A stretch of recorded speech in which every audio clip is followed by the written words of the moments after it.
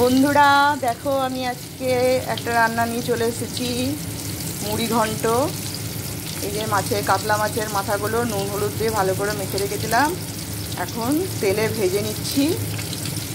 সুন্দর করে তেলে ভেজে নিতে হবে যেন কাঁচা না থাকে। তো বন্ধুরা, মাছের মাথা ভালো করে ভাজা হয়ে গেছে। এবারে দিয়ে দেবো তেজপাতা,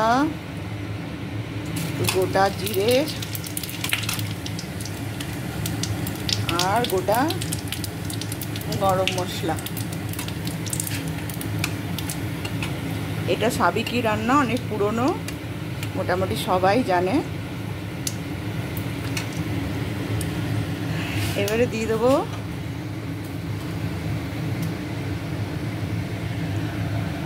আদা বাটা, পেঁয়াজ রসুন টমেটো বাটা,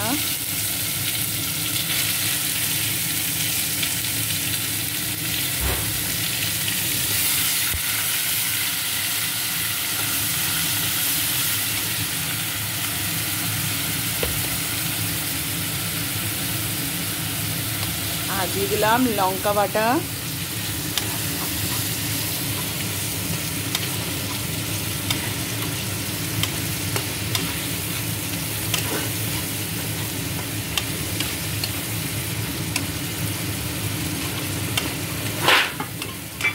একটু এবারে কষিয়ে নেব।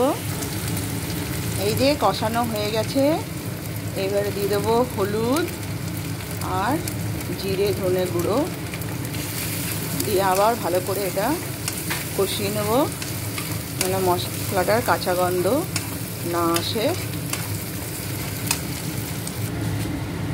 এবারে দিয়ে দেবো কাশ্মীরি লঙ্কার গুঁড়ো,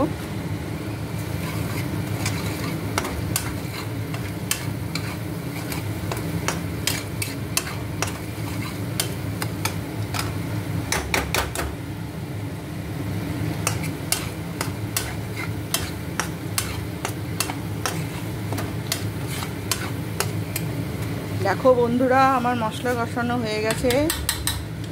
এবারে গোবিন্দভোগ চাল ভালো করে ধুয়ে 10 মিনিটের মতো ভিজিয়ে জল ঝরিয়ে রেখেছিলাম, সেটা দিয়ে দেবো।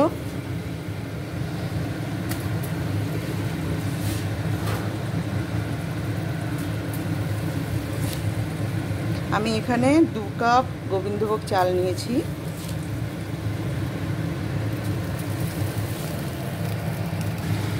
ভালো করে এবারে মিশিয়ে নেব মশলার সঙ্গে।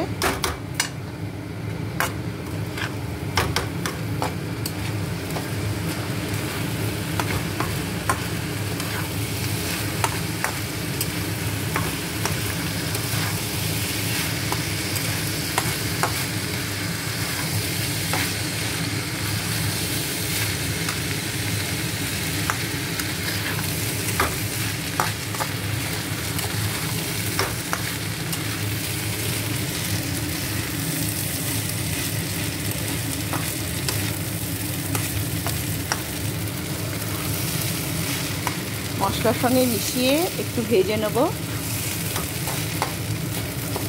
খুব বেশি না, এই 5 মিনিটের মতন।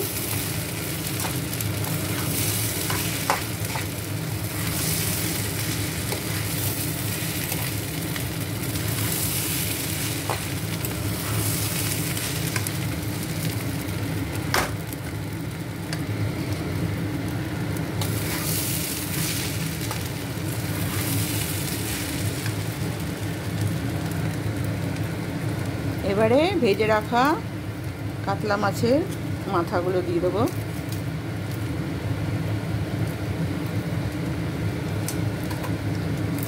বড় বড় মাথা আছে, একটু ভেঙে দিলাম।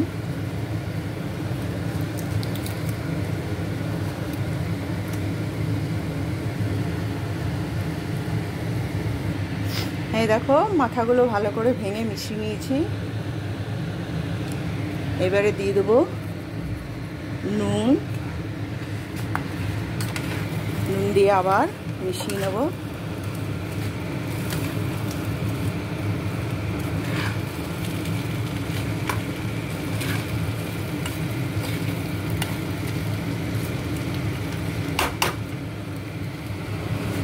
এই দেখো এই কাপ দিয়ে 2 কাপ চাল নিয়েছিলাম। এবারে তার ডবল জল দেবো, 4 কাপ।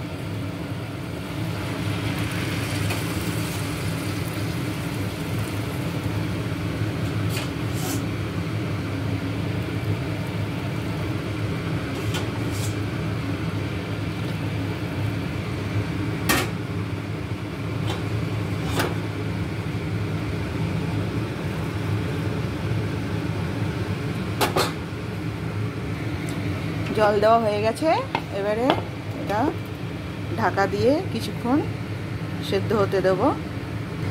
তো বন্ধুরা দেখো আমার মুড়ি ঘন্ট মোটামুটি হয়ে গেছে। মাঝে একবার নাড়া দিয়ে দিয়েছিলাম, নাড়ে লেগে যেত নিচে। এবারে চালটা মোটামুটি 90% বা 80% সেদ্ধ হয়ে এলে একটু চিনি দিয়ে দিতে হবে, আর দিতে হবে গরম মশলা। এবার এটা ভালো করে মিশিয়ে নিতে হবে। বন্ধুরা দেখো হয়ে গেছে মুড়ি ঘন্ট। এবার একটু ঘি দিয়ে দিচ্ছি।